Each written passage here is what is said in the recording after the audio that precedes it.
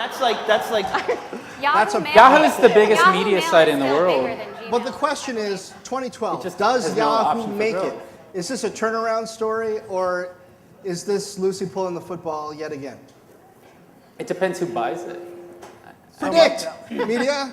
What's that? Predict. All right. I mean, I have no idea who's going to buy it, but that's going to say everything. That's going to determine what happens next. I mean, you're going to have various potential buyers, all with different motives. Some people might want to just embrace it as the 21st century media model, or another might want to go back to its technology roots, or another might want to just divide it up and sell it.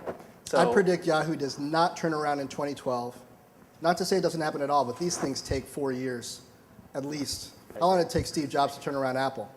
Goodness. I mean, you've had two Yahoo CEOs in a row who couldn't explain what Yahoo was, one of who was the guy who co-founded the place. I think you start by having somebody in charge who has a vision, and they've just totally lacked that, despite the fact that they do some cool stuff.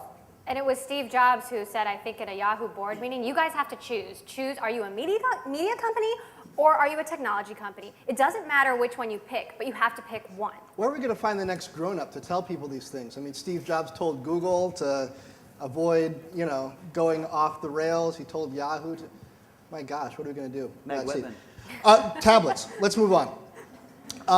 Tablets. What's going to be the big tablet story of 2012? Is it iPad 3? Is it Kindle Fire? Is it something else? It's going to be iPad with the Kindle Fire filling in a nice little niche beneath it. Yeah, I agree. Well, I mean, I think part of that has to do with maybe a US-centric view of the world. So what's the tablet for the rest of the world? People who can't afford it's still the iPad. iPad has 64 countries, right? Whereas the next leader is... But what's the form factor for people who can't afford a $600, $700, $800 tablet, right? In the emerging market. It's the secondary Well, it's market. the Akash tablet, right, in India, which was like $35, Right. which actually plays Angry Birds. Which, Yeah, I mean, if you're gonna sort of look all for you what a need. tablet Wait, it needs plays to Angry do, Birds? it does. play Angry Everything Birds. plays Angry Birds now, though. I mean, come on. So as long as a tablet can play Angry Birds. Then it's a tablet.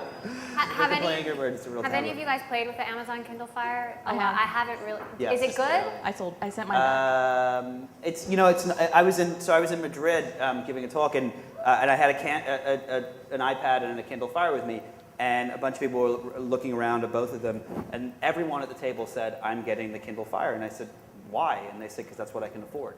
Yes. Right. And I think that is something that we kind of sometimes don't realize in Silicon Valley or in the U.S. And it's $200. You have access to all the media content that you want to consume. From Amazon. And that is why they're going to sell $5 million in the next, $5 million in the next month. Does that make them the big tablet story, though? I mean, there are lots of people who sell more PCs than Apple, but not a lot of people who make more money at it than Apple. So, I mean, are we getting too wrapped up in market share here? I mean, I think Amazon's trying to sell content. They're not trying to sell devices. That's exactly right. Right. And the other thing, though, I think is that what the interesting thing about the Amazon, the Kindle Fire, is they're not trying to compete with iPad on specs or anything like that, but what it can do is because they have the frictionless buying, because of the connection to the Amazon credit card systems and addresses and everything, suddenly Android itself becomes a much more appealing ecosystem for developers. And I think you're going to start to attract more tablet apps for Android, both for the Kindle Fire, both for others. But in general, I think it just raises the level of competition. I've got a bug in my craw about that, and I know Harry does too. I think 2012 is the year that Android actually kind of comes apart at the seams. We're going to have many Androids by the end of the year, not just one. There's going to be Amazon Android, and then the Android that Google's trying to push, and then you've got Barnes & Noble Android, and maybe a couple of others. And then the handsets, it's a mess. It is a mess.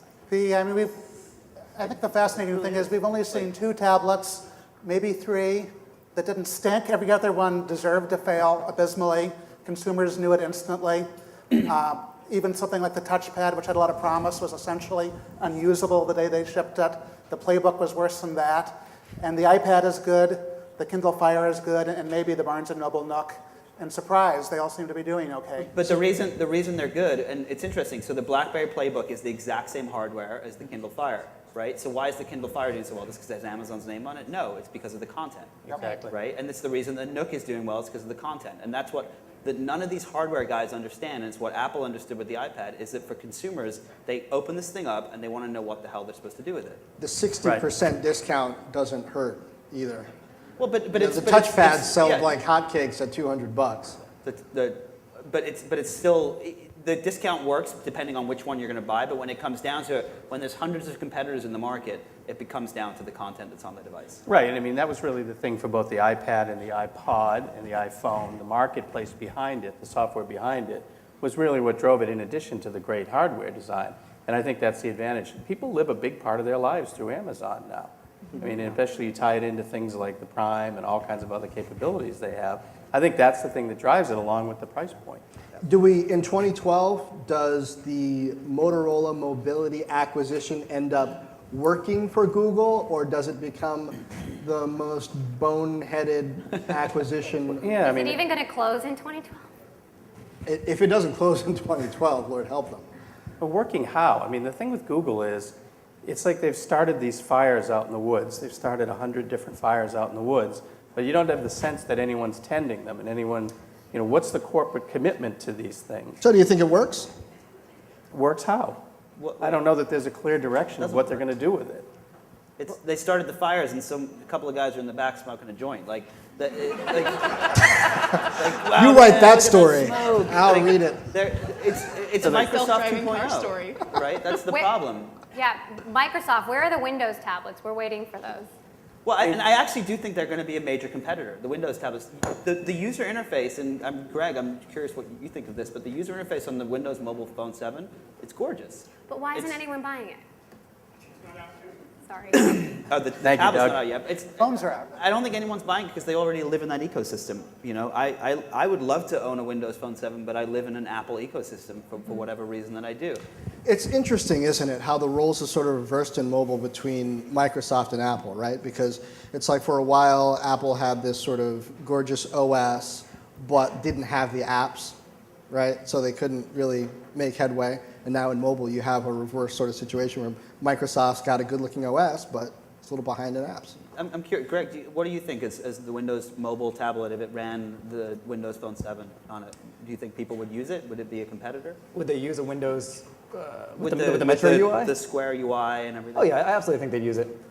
Do you think it'd be a valid competitor in the space? No, Why? because the tablet space is already really, really difficult because right now with Apple owning it, everything else is kind of niche within that. You know, there's Android segmenting. Who wants the rest of that market? So when you introduce Microsoft into that, they're already battling for a smaller segment of the pie. And so I don't know what they'll bring to the table that'll prove themselves in the tablet space.